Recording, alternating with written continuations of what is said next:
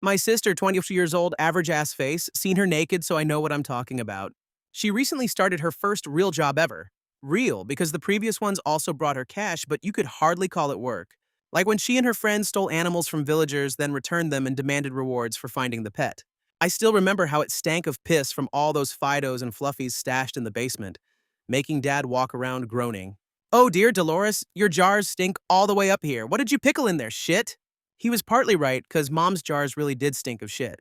Never wanted to know what was swimming in there with the mushrooms and pickles. So Angela landed a job, and not just any job. From our fucked up, awesome village, you can go two ways. Either to the city or to the forest. And in the forest, you can only crawl into a hole and quietly die. Rumor has it the mayor's illegitimate son lives there. He has two heads and throws shit at lost travelers. Never met him, but I've met the mayor plenty of times, and it sounds credible, honestly.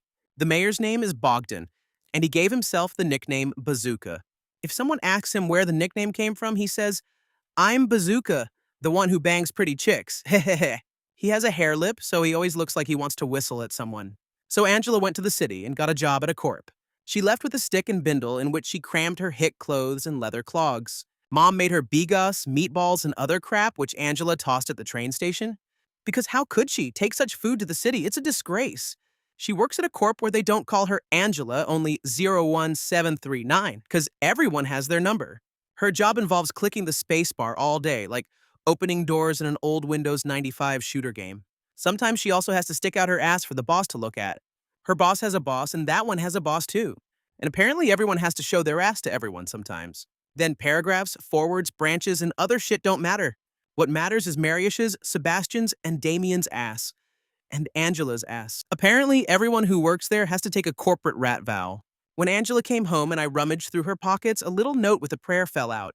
I, insert number here, renounce my human and civil rights and pledge to press the spacebar for the rest of my life for 1,800 euros. At the bottom was my sister's signature. In our village, that meant she won life. When Angela announced she'd come down to our shithole for the weekend, Bogdan Bazooka ordered a procession in her honor. Local children scattered flowers under the clanking bus that brought her. And the mayor brought in some wedding band that didn't know what to play for the occasion. And here Angela steps out like a gazelle from the bus and waves her ID badge with the big Corporex sign. You could tell she was rich because she was the only one in the whole village with clean hair. Meanwhile, Angela was showing off her briefcase full of God knows what printed papers. Mom sat her at the place of honor at the table, where our grandpa always sat before he permanently ran off into the forest and died in a hole. Because, as he used to say, I'd rather be there than in the city. There's nothing good in that city.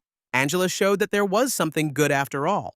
She brought us real, fragrant soap, making Dad slap himself 3 times in the face. Am I dreaming? Mom cooked bigos, but Angela stuck her fork in and said, "I won't eat this. I eat tart, kale, or a smoothie with our neck." At that, Dad perked up and said, "Neck, I have turkey neck in the fridge. I'll bring it to you right away." And he came back with something. It looked like he'd ripped it straight from a dog's mouth. At the end of the ceremony, we threw food scraps at the children standing by the house windows. And the children fought over them and carried them home like relics, to show they ate what city folks ate. One thing, though, betrayed Angela that she was still a hick. Mom dragged a couple of jars of her pickles from the basement. She opened one of them. It stank of shit throughout the whole house.